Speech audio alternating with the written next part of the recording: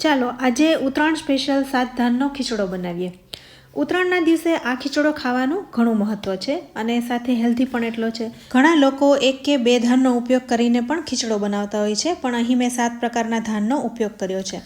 આજે મેં અહીં એકદમ સરળ રીત રજૂ કરી છે, એટલે જેને તમે ફોલો કરીને એકદમ પ્રોપર રીતના ખીચડો બનાવી શકશો. તો આજે આપણે અહીં 7 પ્રકારના ધાનને પલાળ્યા છે. હવે કયા કયા છે એક પછી એક હું તમને બતાવતી જઈશ. તો સૌપ્રથમ અહીં આપણે ઘઉં પલાળ્યા છે. તો અહીં મેં 1 વાટકી સેટ કરી લીધી છે.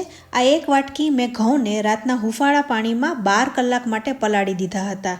તો તમે અહીં જોઈ શકો છો ઘઉં એકદમ સરસ રીતના પલળી ગયા છે. ઘઉં એકદમ કઠણ હોય છે, એટલે એને પલાળતા ખૂબ જ વાર લાગે છે. એટલે ઓછામાં ઓછું તમારે 12 કલાક પલાળવા પડશે. હવે અહીં આપણે અડધી વાટકી જુવારને પલાળી છે. આ જુવારને પણ 12 કલાક સુધી પલાળી હતી અને આ છડેલી જુવાર છે. મેં માર્કેટમાં છડેલી જુવાર તૈયાર મળે છે એ જ લઈ અને એને હુંફાળા પાણીમાં પલાળી દીધી હતી. મોટા સિટીમાં આવી છડેલી જુવાર તમને સહેલાઈથી મળી જાય છે, પરંતુ નાના ગામડામાં નાના સિટીમાં આવી છડેલી જુવાર મળવી મુશ્કેલ થાય છે. તો જો તમારે યુઝ ના કરવો હોય તો જુવારના ભાગના ઘઉં લઈ લેવા. સાથે હવે 4 પ્રકારના કઠોળ લીધા છે. એમાં સૌથી પહેલાં ચોળી લઈશું. તો 2 ચમચી ચોળી પલાળી હતી, એમાંથી અડધી વાટકી જેવી ચોળી પલળીને તૈયાર થઈ ગઈ છે.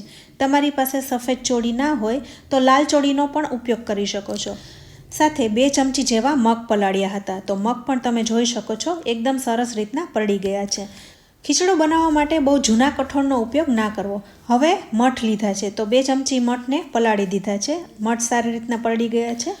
હવે સાથે વટાણા લીધા છે. તો આ વટાણા છે એ કઠોળના વટાણા છે, એને મેં પલાળી દીધા હતા એટલે સરસ રીતના પલળી ગયા છે. હા, અત્યારે શિયાળામાં લીલા વટાણા મળે જ, પણ મેં અહીં કઠોળના વટાણાનો ઉપયોગ કર્યો છે, એ વધારે મીઠા લાગે છે. હવે ઘણા લોકો સૂકા ચણાનો પણ સાથે ઉપયોગ કરતા હોય છે, પણ એના બદલે મેં અહીં તુવેરની દાળ લીધી છે. આ દાળ અહીં અડધી વાટકી છે. તુવેર દાળને બદલે તમારે સૂકા તુવેર એટલે કે કઠોળનો ઉપયોગ કરવો હોય તો એ પણ કરી શકાય, પણ એને પહેલાં પલાળવા પડશે. હવે આપણે કુકર લઈશું અને આપણે જે 1 વાટકી ઘઉં પલાળીને રાખ્યા હતા એને આપણે બાફી લઈએ. તો ઘઉંને બફાતા ખૂબ જ વાર લાગે છે. આ મારું કુકર 3 લીટરનું છે, એટલે ઓછામાં ઓછી મારે 15 સીટી વગાડવી પડશે. ત્યારે ઘઉં એકદમ સોફ્ટ થશે. સાથે 6 વાટકી પાણી ઉમેરી દઈશ. એટલે અહીં ઘઉંને બાફતી વખતે તમારે કુકરને 1 કે 2 વખત ખોલીને જોઈ લેવું, જેથી ઘઉં એકદમ મેશ પણ ન થઈ જાય અને કાચા પણ ન રહે. હવે સાથે આપણે ઉમેરવાનો છે અજમો. તો ટોટલ આપણે ખીચડો કરીએ એમાં આપણે 1 ચમચી જેવો અજમો ઉમેરીશું, પણ જે આપણે કઠોળ કે ધાન બાફતા જઈએ એમાં થોડો થોડો અજમો ઉમેરતા જઈશું. તો અજમાને થોડો હાથમાં લઈ એને મસળી લઈશું, જેથી સુગંધ સરસ આવે. તો થોડો અજમો ઉમેરી દઈશું અને સ્વાદ પ્રમાણે મીઠું પણ ઉમેરી દઈશું અને થોડી હળદર ઉમેરીશું. આપણે અહીં જે કઠોળ બાફીએ એમાં આપણે આ બધી વસ્તુ ઉમેરતા જવાનું છે. તો હવે કુકરનું ઢાંકણ બંધ કરી 15 થી 20 સીટી વગાડી લઈશું. વચ્ચે 1 વખત ચેક કરીશું. ત્યારબાદ હવે 2 ખાના લેવાના છે. એમાં 1 ખાનામાં તુવેર દાળ ઉમેરીશું અને અહીં મેં અડધી વાટકી તુવેર દાળ લીધી છે. તો તુવેર દાળને ધોઈ એમાં 1 વાટકી જેવું પાણી ઉમેરી દઈશું. તુવેર દાળથી આપણે 2 ગણું પાણી ઉમેરવાનું છે, એટલે તુવેર દાળ એકદમ બફાઈ પણ ન જાય અને સરસ છૂટી રહે. હવે બીજા ખાનામાં આપણે બધા કઠોળ ઉમેરી દેવાના છે. આ બધા કઠોળ 12 કલાક પલળીને એકદમ સોફ્ટ થઈ ગયા છે, એટલે હવે બફાતા વાર નહીં લાગે. તો ચોળી, મઠ, મગ અને વટાણા એ બધા આપણે 1 ખાનામાં ઉમેરી દઈશું. અહીં મેં પહેલાં કીધું એમ તમારે ચણા લેવા હોય તો લઈ શકાય, પણ સૂકા ચણા ક્યારેક પલળતા જ નથી હોતા, એકદમ કઠણ આવતા હોય છે. એટલે હું અહીં લીલા ચણાનો ઉપયોગ કરીશ. અત્યારે માર્કેટમાં લીલા ચણા ખૂબ સરસ આવી રહ્યા છે, તો એ હું લીલા ચણાનો ઉપયોગ કરીશ. હવે બધા કઠોળને આપણે 1 ખાનામાં લઈ લીધા છે અને હવે કઠોળ ડૂબે એટલું જ પાણી ઉમેરવાનું છે. સાથે અજમો, કઠોળના ભાગનું મીઠું અને હળદર ઉમેરી દઈશું. તો આ ત્રણેય વસ્તુ આપણે તુવેર દાળમાં પણ ઉમેરી દેવાની છે. થોડો થોડો અજમો બધા કઠોળમાં ઉમેરતા જવાનું છે. તો હવે આ બંને ખાનાને આપણે કુકરમાં ગોઠવી દઈશું. તો બંને ખાનાને ઢાંકી દઈશું, જેથી પાણી ઉભરાઈને બહાર ના આવે. આપણે જોઈતું પૂરતું જ પાણી ઉમેર્યું છે, એટલે કઠોળ આખા પણ રહેશે અને એકદમ સરસ રીતના બફાઈ પણ જશે. હવે આ કુકરમાં આપણે 2 સીટી વગાડવાની છે. નાના કુકરમાં હજુ ઘઉં બફાઈ રહ્યા છે. હવે મોટા કુકરમાં 2 સીટી વાગી ગઈ છે, તો આપણે ખાનાને બહાર કાઢી લઈએ. તો તમે અહીં જોઈ શકો છો તુવેરની દાળમાં માપે પાણી મૂક્યું તો આખી પણ દેખાઈ રહી છે અને એકદમ સરસ રીતના બફાઈ ગઈ છે. સાથે કઠોળ પણ જુઓ અહીં આખું રહ્યું છે અને બફાઈને સોફ્ટ પણ થઈ ગયું છે. તો બસ આવું જ આપણે કઠોળ અને દાળને બાફવાની છે. એટલા માટે આપણે દરેક વસ્તુને અહીં અલગ બાફી રહ્યા છીએ. તમે જોઈ રહ્યા છો વટાણાને હું પ્રેસ કરી રહી છું તો સરસ બફાઈ ગયા છે. ચોળી પણ એકદમ સરસ રીતના બફાઈ ગઈ છે. હવે આ બંને ખાનાને ઢાંકી રાખી દઈશું. ત્યારબાદ ઘઉંનું કુકર પણ ઠરી ગયું છે તો આપણે ઘઉંને પણ જોઈ લઈએ. તો તમે અહીં જોઈ શકો છો બધું પાણી શોષાઈ ગયું છે અને ઘઉં સરસ રીતના બફાઈ ગયા છે. અહીં ઘઉં છે ને એ મોતી જેવા ગોળ થઈ ગયા છે. તો તમે જોઈ શકો છો એકદમ સરસ રીતના ઘઉં બફાઈ ગયા છે. હવે આ જ કુકરમાં આપણે જુવારને બાફી લઈશું. તો અહીં આપણે અડધી વાટકી જુવાર લીધી હતી તો 1.5 વાટકી પાણી ઉમેરીશું.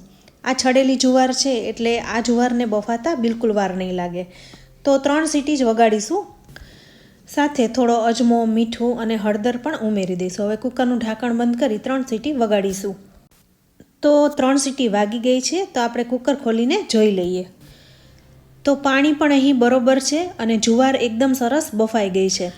તો હવે અહીં આપણે ખીચડો બનાવવા માટેની બધી વસ્તુને બાફીને તૈયાર કરી લીધી છે. હવે એક આપણે માટીનું વાસણ લઈશું. માટીના વાસણમાં ખીચડાનો ટેસ્ટ એકદમ સરસ આવે છે. તો માટીના વાસણને સરખી રીતના ધોઈ અને ગેસ ઉપર ગરમ કરવા મૂકી દઈશું. સાથે હવે 1 ગ્લાસ જેવું પાણી ઉમેરીશું. હવે થોડું જ મીઠું, અજમો અને હળદર ઉમેરી પાણીને ગરમ કરીશું. હવે પાણી એકદમ ગરમ થઈ જાય, ઉફાણો આવી જાય એટલે આપણે સૌથી પહેલાં આમાં ઘઉં ઉમેરી દેવાના છે. હવે આપણે બધી જ વસ્તુ જે તૈયાર કરીને રાખી છે એ આમાં ભેગી કરવાની છે. પણ એક પછી એક આપણે વસ્તુ ઉમેરતા જઈશું. અહીં ખીચડો છે ને એ સાવ ડ્રાય નથી કરવાનો, થોડો લિક્વિડ જેવો લચકા જેવો કરવાનો છે એટલે ખાવાની મજા આવે. તો ઘઉં ઉમેરી દીધા પછી આપણે જે જુવાર બાફેલી છે એ પણ ઉમેરી દેવાની છે. હવે જેમ જેમ આપણે બધી વસ્તુ ઉમેરતા જઈશું ને એમ પાણી શોષાતું જશે. તો જુવાર ઉમેરીને બધું સારી રીતના મિક્સ કરી માત્ર 2 મિનિટ ગરમ કરીશું. ત્યારબાદ આપણે બીજા કઠોળ બાફીને રાખ્યા છે એ પણ ઉમેરી દઈશું. હવે જે આપણે ખાનામાં કઠોળ બાફીને રાખ્યા છે એ પણ સાથે ઉમેરી દઈશું. અહીં કઠોળમાં માપે પાણી મૂક્યું હતું એટલે બહુ વધારે પાણી નથી. હવે આજે મેં અહીં 4 આમ કઠોળ લીધા છે પણ તમને જે ભાવતો હોય એ બીજા કઠોળ પણ પલાળીને ઉમેરી શકાય છે. અહીં આજે સૂકા ચણાને બદલે મેં લીલા ચણાનો ઉપયોગ કર્યો છે કારણ કે અત્યારે શિયાળામાં અમારે ત્યાં લીલા ચણા ખૂબ જ આવી રહ્યા છે. તો મને એમ થયું કે હું લીલા ચણા ઉમેરી દઉં. તો અહીં હું અડધી વાટકી જેવા લીલા ચણા ઉમેરી રહી છું. આને બફાતા વાર નહીં લાગે કારણ કે ઓલરેડી બધું ગરમ જ છે અને ચણા લીલા જ છે અને એકદમ સોફ્ટ છે એટલે તરત જ બફાઈ જશે. તો હવે બધું મિક્સ કરીને 5 મિનિટ ઢાંકીને રાખી દઈશું. સાથે ગેસની ફ્લેમ પણ લો કરી દઈશું. હવે આપણે તુવેર દાળ સિવાયનું બધું જ ઉમેરી દીધું છે. તો બધા કઠોળનો સ્વાદ એકબીજા સાથે ભળી જાય, એકદમ સરસ રીતના મિક્સ થઈ જાય. ત્યારબાદ આપણે તુવેર દાળ ઉમેરીશું. તો 5 મિનિટ ઢાંકીને રાખી દઈશું.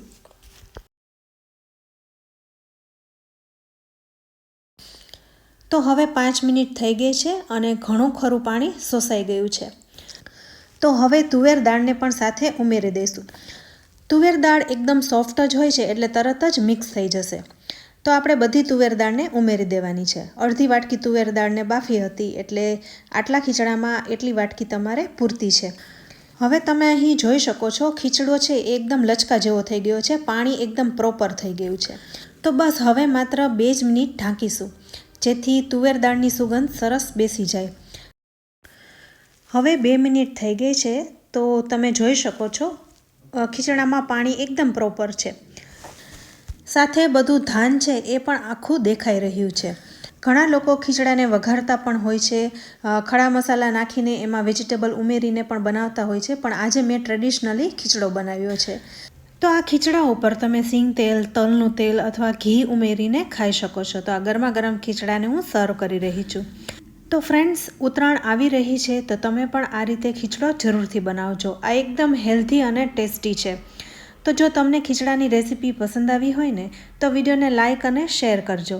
સાથે અમારી ચેનલ કિચન સિરીઝને જરૂરથી સબસ્ક્રાઈબ કરી લેજો અને અમારા ફેસબુક પેજને લાઇક કરી ફોલો કરજો. તો ફરી મળીશું એક ઉપયોગી રેસીપી સાથે. ત્યાં સુધી આવજો.